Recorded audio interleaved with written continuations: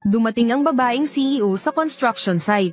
Nakakita siya ng isang lalaking may pambihirang lakas. Inanyayahan niya ang lalaki sa hotel para mag-usap. Kinabukasan, ang CEO ay masaya sa lalaki. At gusto siyang isama pa uwi. Ngunit sa daan, siya ay biglang hinarang ng mga kaaway.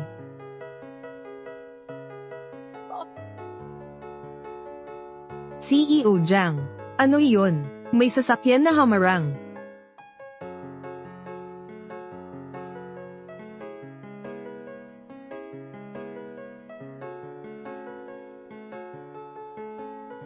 Hindi maganda ito, sabi ni Chu Chen, poprotektahan niya ako. Nasaan na siya? Kalma ka lang, nandito na ako. Anong ginagawa mo? May gana ka pang kumain ng pansit. Mula nang dumating ako sa lungsod na ito, hindi pa ako nakakakain ng ganitong klaseng pansit. Ano na lang ang gagawin ko? Kailangan ko ng 10 segundo. Kumakain ako ng pansit. Nasa panganib na ang sitwasyon.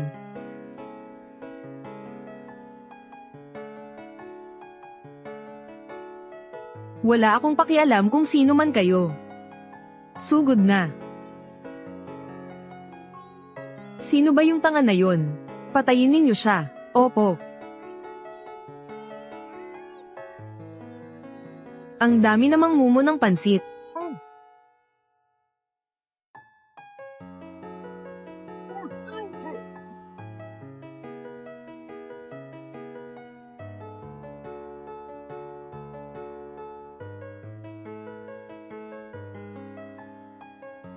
Nakakainis. Anong ginagawa mo?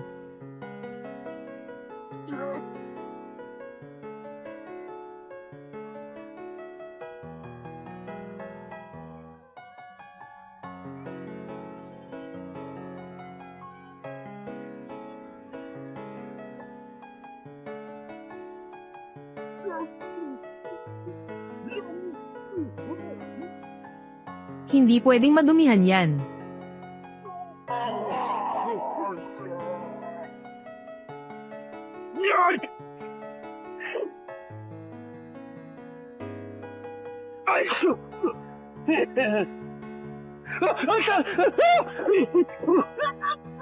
Ang init.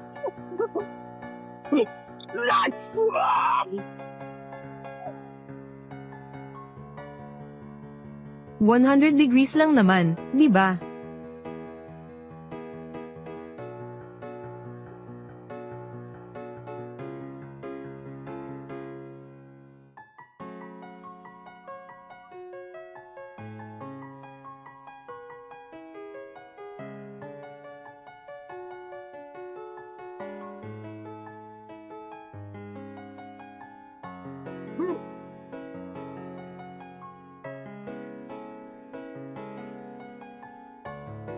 Poppy.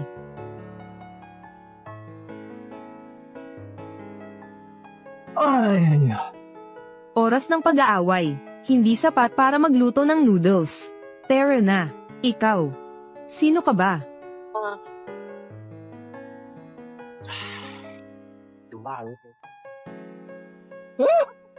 Ako.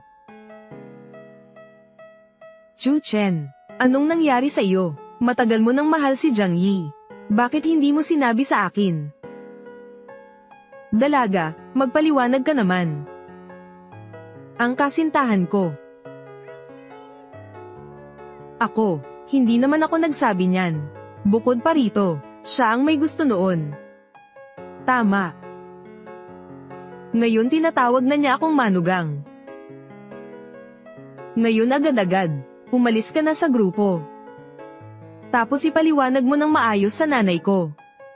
Hindi ko. Kinuwento niya ang mga karanasan mo noong bata ka pa. Medyo kawili-wili naman. Narinig ko raw na ikaw. Hanggang 7 taon ay nababasa pa ang higaan. Hoy, manahimik ka nga. Ibigay mo sa akin, ibigay mo na sa akin.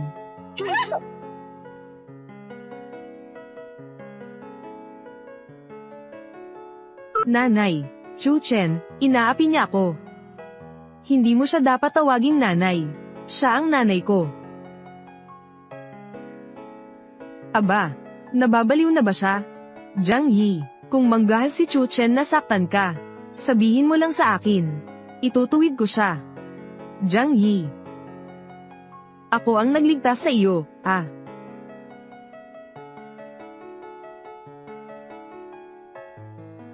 Nanay. Hindi, kami ng nanay ko. Pinagbawalan na ako ng nanay ko sa grupo. Anong nangyari?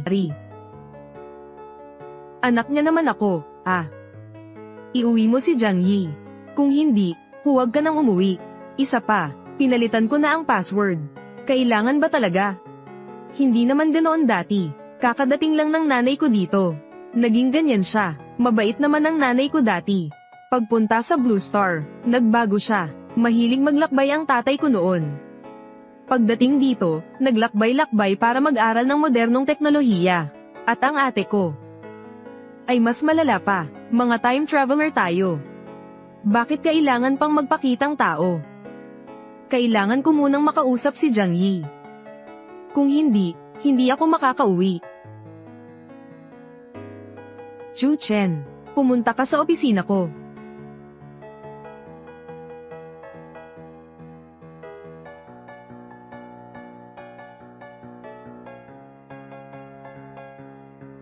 Isara mo ang pinto.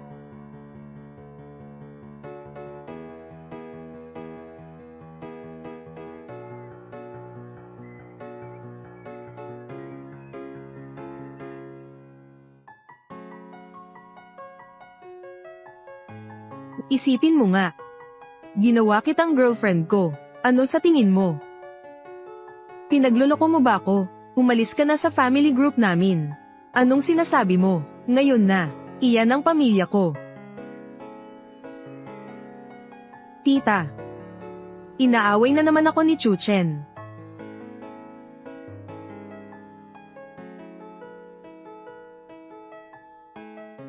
Nanay.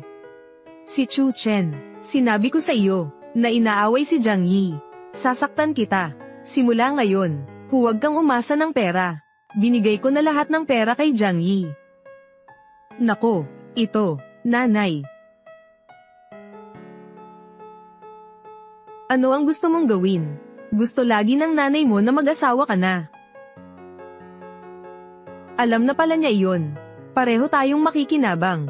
Tutulungan kitang magpaliwanag sa mga magulang mo. Umuwi ka na sa amin. Maging boyfriend ko, para maipaliwanag ko sa mga magulang ko. Ano? Sige.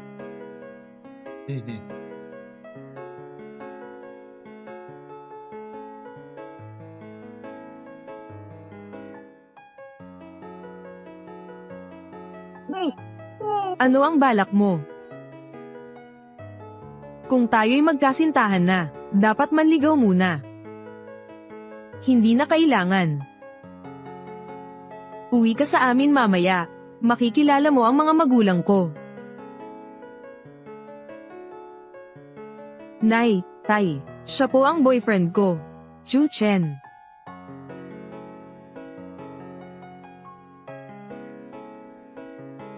Sa itsura pa lang, mukhang hindi maganda ang lagay. Magandang araw po, tito at tita. Ako po si boyfriend ni Jiang Yi. Chu Chen ang pangalan ko. Ito po ang regalo ko para sa inyo. Hayaan mo na iyan. Umupo ka, huwag ka nang nakatayo dyan.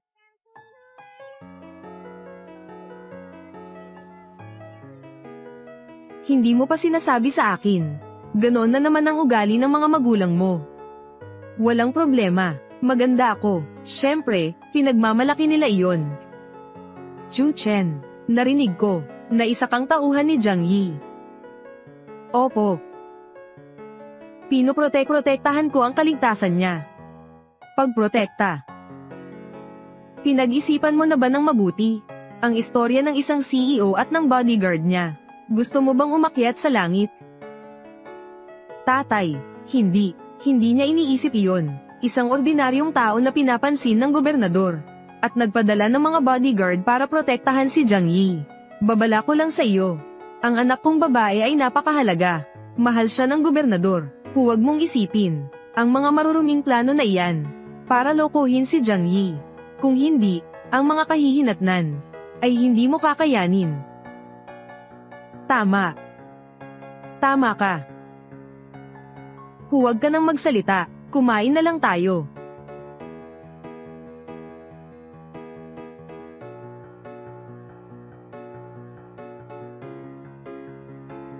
Dapat akong sumama kay Jiang Yi ngayong gabi. Ano, hindi ka ba nahihiya? Hindi. Manganib kayo ngayong gabi, kailangan kong manatili. Sige, hindi ka welcome sa bahay ko. Umalis ka na. Matanda na. Si Jiang Yi at siya. May nangyari kaya? Chu Chen, ginawa mo yun sa anak ko. Bilang mo na. Tatay, hindi naman. Ganoon nga, siya at ako, magkasintahan kami. Ang bagay na iyon, normal lang naman iyon, Chu Chen, ikaw. Sige, tama na, manatili ka. Tuyet Loan, tawagin mo ang mga katulong. Linisin ang imbakan. Iwanan mo siya roon.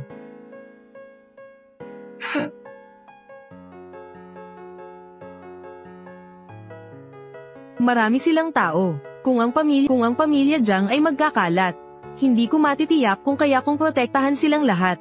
Kung gayon, titipunin natin ang pamilya Jiang sa iisang lugar. Lilipulin ko na lang sila mamaya. Ano ba talaga ang balak ni Chu Chen? Napakahirap talagang unawain. Jiang Yi, ate. Jiang Yi, gumising ka na. Jiang Yi, ate. Jiang Yi, gising ka na. Anong nangyayari? Mga kamag-anak ng Jiang. Napakaganda. Mayroon pa palang hindi inaasahang ani. Kambal.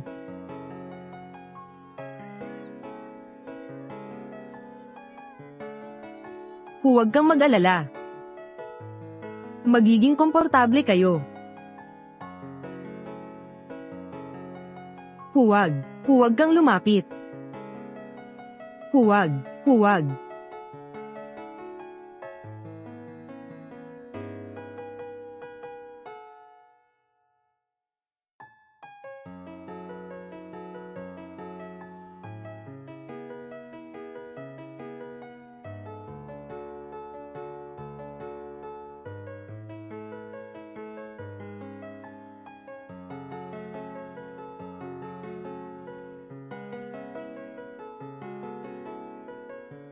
Sino yun?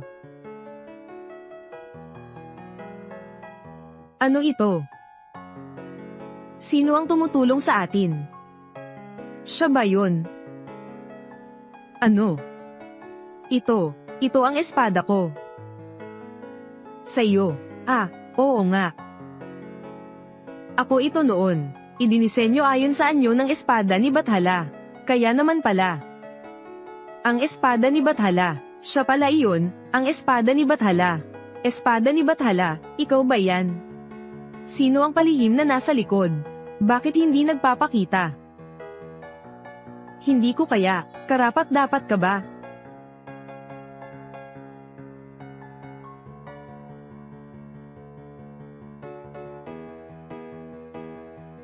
Bakit ikaw pa? Nakakita lang ako ng isang espada. Pahiram lang. Ikaw. Chu Chen, tumawag ka na ng pulis. Ang taong man na ito, hindi mo sila kayang talunin. Ako ay, nasa ranggo ng tinto. Naka-numero 104, Hong Khuyn. Ikaw ay, nasa ranggo ng tinto. Hindi ko pa naririnig. Kaya naman pala, isang tanga lang pala. Hindi pa nakakakita ng mas malawak na mundo. Kung naparito ka na nga, samahan mo na kaming mamatay. Chu Chen, umalis na tayo. Hinahanap na nila tayo, Nakalimutan mo na ba ang trabaho ko? Mamamatay ka. Umalis ka na. Hindi siya pwedeng umalis ngayon. Ang mga taong gusto kong patayin, walang makakatakas. Gusto kong umalis. Mapapagpigil mo ba ako?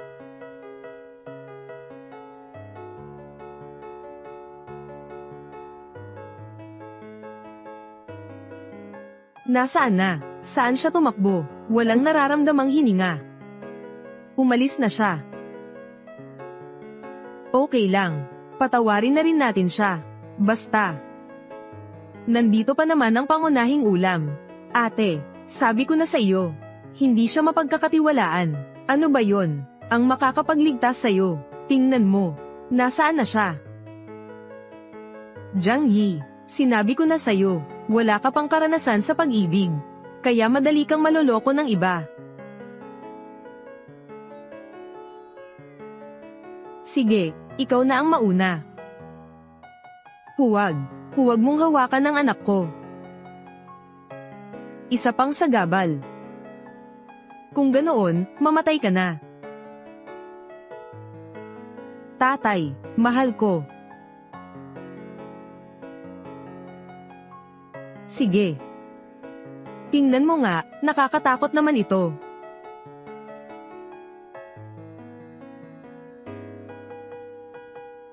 Magaling kang gumamit ng espada. Pero ang mga taong tulad nito, hindi na kailangan pang gamitan ng espada.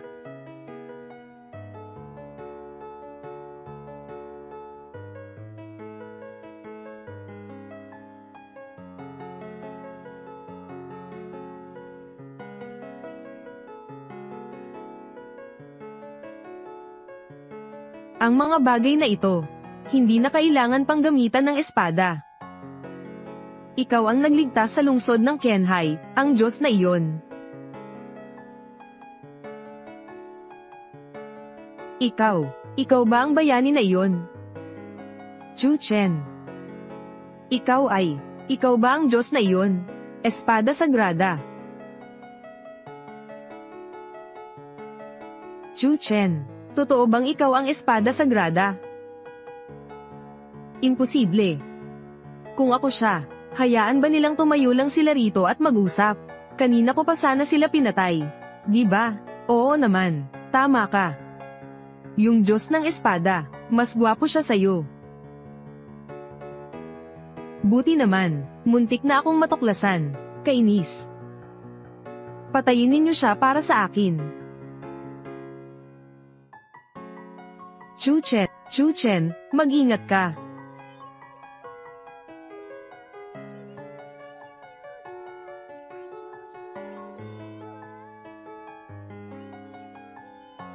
Binigyan ko na kayo ng pagkakataong umalis.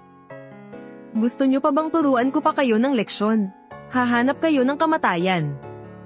Mukhang hindi na nga kayo matuturuan pa ng leksyon.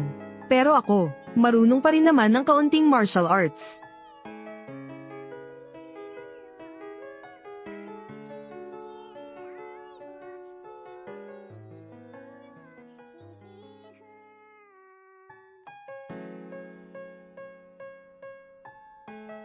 Imposible. Sino ka ba talaga?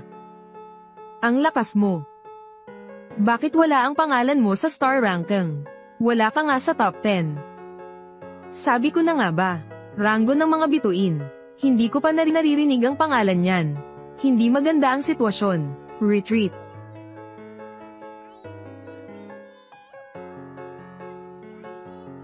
Mabilis din siyang tumakbo.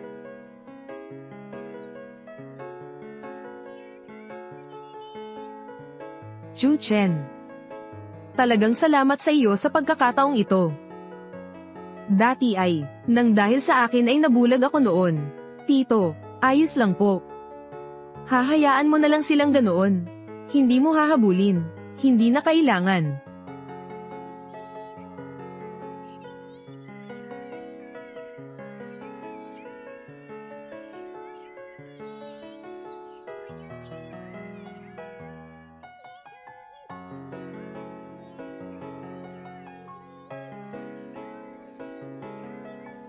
Imposible ito. Ang bansang Ken, paano naman kaya nagkaroon ng ganoong kagaling? Chu Chen. Ang lakas mo naman. Bakit ka pa nga ba itinalaga sa tabi ko? Sino ka ba talaga? Oo nga, Chu Chen. Ang lakas mo. Paano naman magiging isang bodyguard lang yan? Malamang, likas lang sa akin ang lakas. Isang Diyos ng espada o ano paman. Wala akong kinalaman dyan. Mabuti naman. Sa itsura mong iyan, kumpara sa Diyos na iyon, isang daliri man lang ay hindi ka pantay. Ah, tama, oo nga. Kung tapos na, mauna na ako. Hoy, Chu Chen. Hindi maganda ang pagtanggap namin sa inyo kanina. At ikaw pa naman ang boyfriend ni Jiang Yi. Paano ka naman makakatulog sa imbakan? Chu Chen. Dahil sa iyo at kay Jiang Yi. Ang sensitibong isyong iyon. Ang ganitong uri ng relasyon. Kung gayon, lumipat ka na lang sa kwarto ni Jiang Yi. Chu Chen. Kanina, si Jiang Yi ay nasa panganib. Naiintindihan ko na rin. May kasama naman siya. Gaman na rin ang loob ko.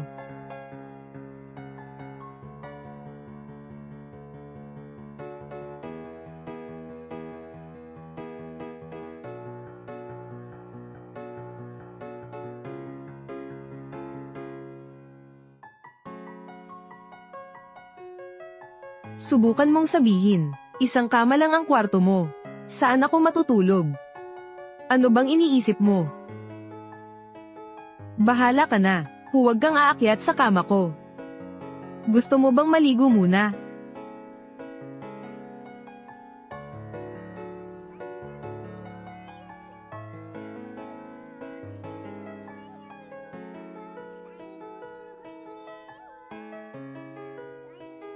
Ano ba to?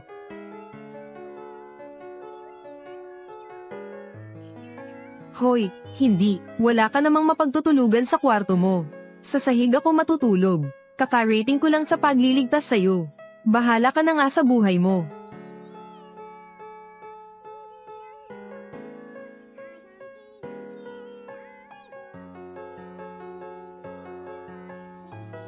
Hello, Ma. Anong kailangan mo? Tatawag ka pa sa ganitong oras.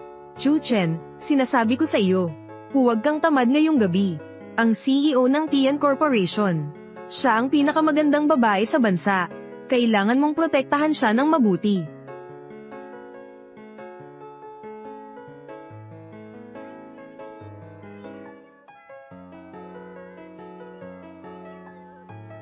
Bakit hindi ka nagsasalita? Tamad ka ba? Hindi. Napakasipag ko pong magtrabaho. Binabantayan ko po siya ng maigi.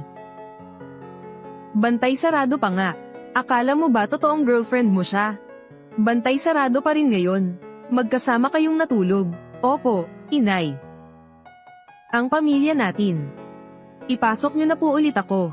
Ihatid mo na si Jiang Yi pa uwi tapos saka na tayo mag-usap.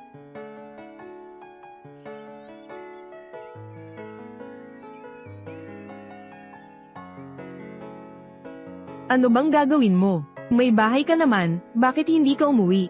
Gusto mo pa bang matulog ako sa sahig ngayon?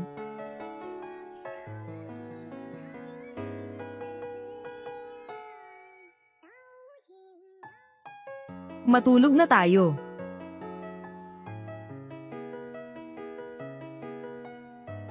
Matulog ka na.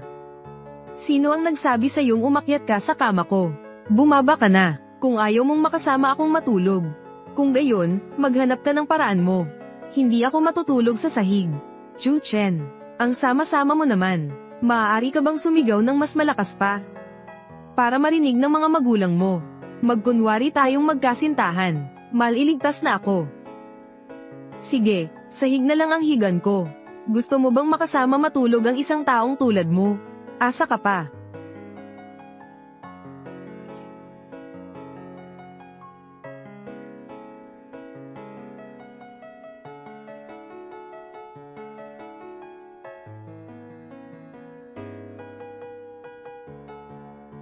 Magandang umaga.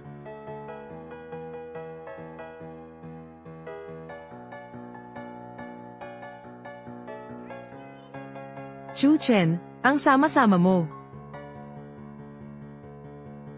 Chu Chen, hayop ka. Anong sinasabi mo? Ikaw mismo ang umakyat sa kama. Hindi pa nga kita sinisigawan, eh.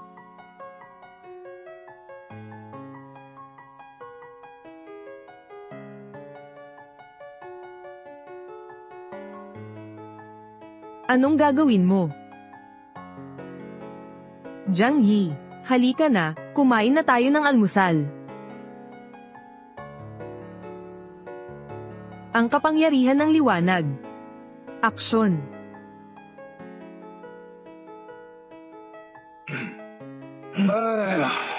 Ang tagal na nilang hanap. Hindi pa rin nila ito nahanap. Huwag ka nang magsikap pa. Umuwi ka na lang ng mabuti sa inyong ina. Ako. Nahanap ko na. Ito.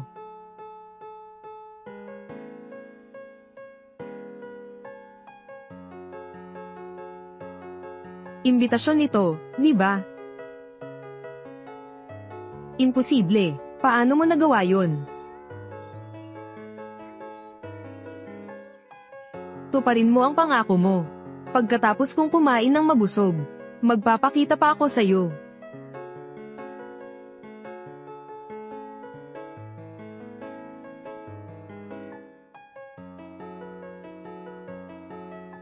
Kakaiba.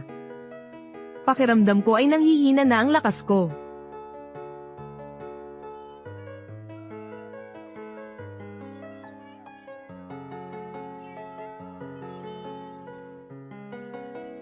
Hindi ko inaasahan. May imbitasyon ka nga pala talaga.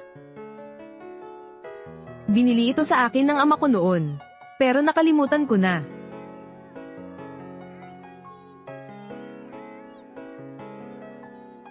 Ang kapal ng mukha ng mga wang.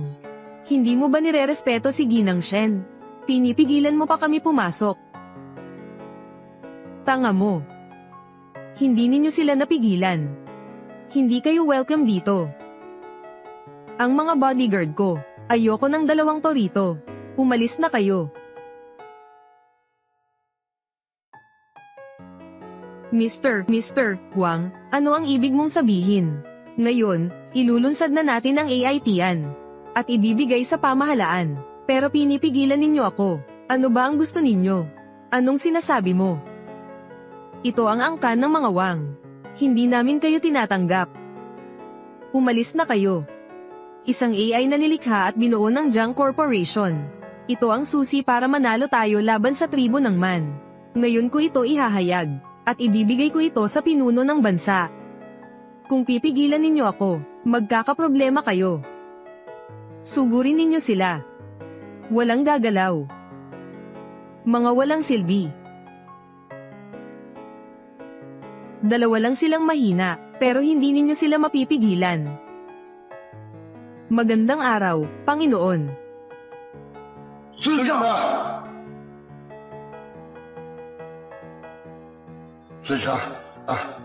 Kasalanan nito ng angkan Wang.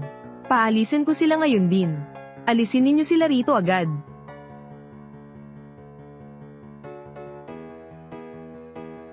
Ang mga bantay na ito. Hindi ninyo siya kayang talunin.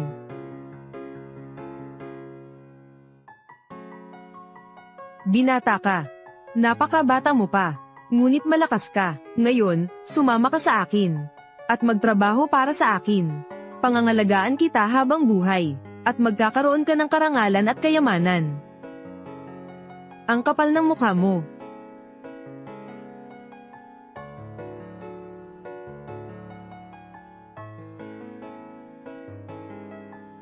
Tato ng Man Tribe. Ikaw ba ay isang Man Tribe? Man Tribe ba yan? Ano iyon? Oo nga. Ako ay isang Man Tribe. Ako ang mataas na sugo ng tribo. Ako si Kang Shu.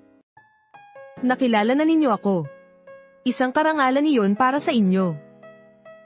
Mga sugo ng tribo ng Man. Napakababaw ninyo. Sabihin mo sa akin, nasaan ang iba pang mga sugo ninyo? Ang binata, kahit na malakas ka, ngunit huwag kang magmataas. Madali naming mapapasuko kayo. Ngayon, pipigilan ko kayo. Sisirain ang inyong source code. Bukas, ang mga missile namin. Tatakpan nito ang buong hangganan ng bansang ito. Bukas, uulanin tayo ng mga missile. Mamamatay na ba tayo? Ikaw ang batang sword god. Pero wala rin itong silbi. Kaya mo bang protektahan ng isang bansa? Wang yan, nakipagsabuatan ng angkan ng mga wang sa mga man. Mga traidor kayo.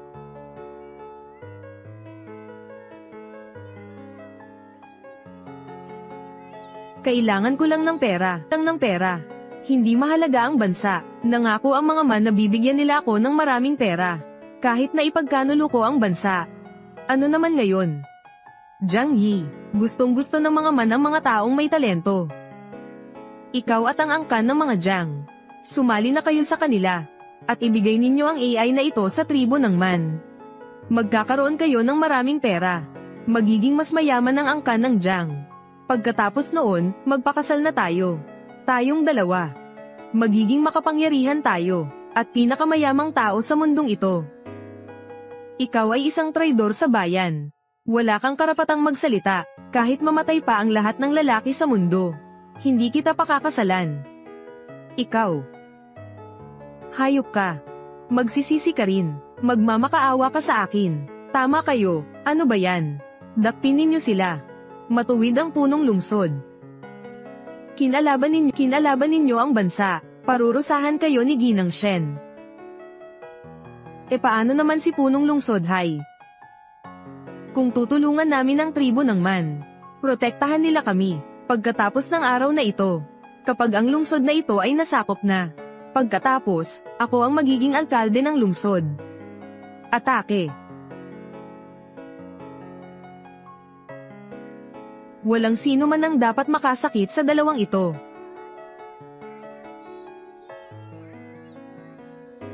Walang sino man ang dapat makasakit sa dalawang ito.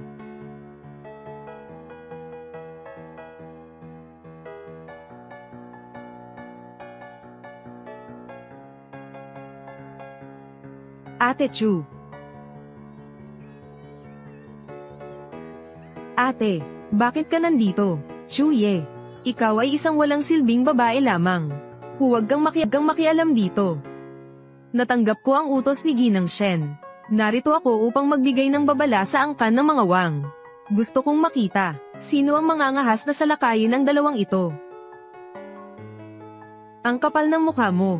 Isang walang silbing babae ka lang. Magbabanta ka sa angkan ng mga wang. Sinasabi mong kinakatawan mo ang alkalde. Akala mo maniniwala ako sa iyo? Maniniwala ka man o hindi, utos ko lang yan. Ipagbabawal ka ng mga kumpanyang pangpelikula sa bansa. Simula ngayon, wala ka ng trabaho. Mawawala sa iyo ang lahat ng iyong kasalukuyang karera. Marahil, ang pinuno ng angkanwang. Hindi mo nirerespeto ang alkalde.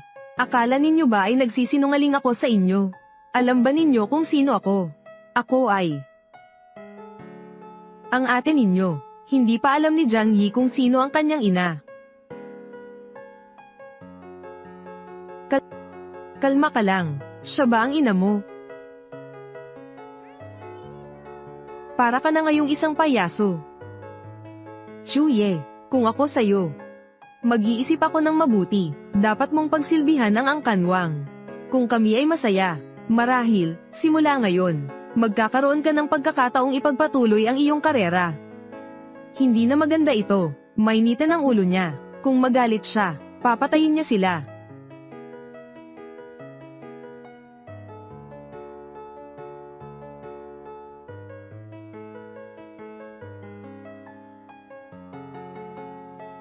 Ate, kayo ay mamamatay.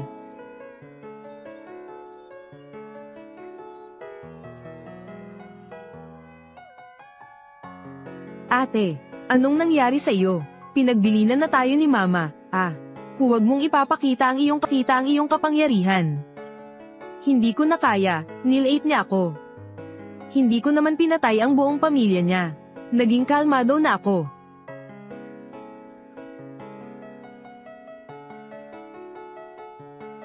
Jiang Yi, sa totoo lang, mga special effects.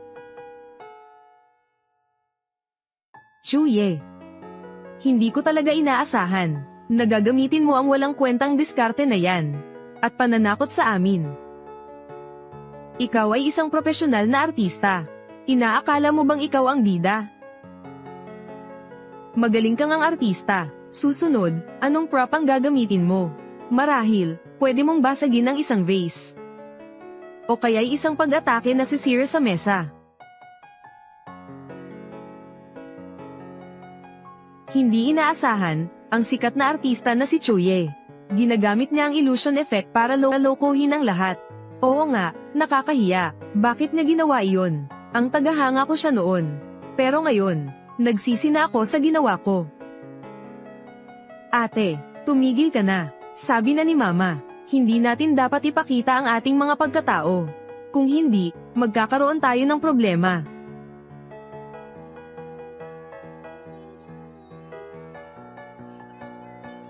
Magtiis ka lang sandali, magiging maayos din ang lahat. Hindi ko magagamit ang aking kapangyarihan dito. Kung hindi, paparusahan ako ni Mama. Magkakaroon tayo ng problema. Hindi ako dapat makipagtalo sa mga tanga. Chu Chen. Ate Chu, ayos lang ba siya? Okay lang. Ayos pa naman siya. Hindi ko akalain na, ganito pala kalubha ang pagbagsak ng angkanjang. Umuupa pala kayo ng isang inutil na bodyguard. At isang baliw na manggugulo rito. Jiang Yi, gusto kong malaman. Ano pa ang balak ninyong gawin dito? Mga bodyguard, palibutan ninyo sila. Dakpin ninyo sila. Ang pamilya Wang. Wala na ba kayong takot sa kamatayan?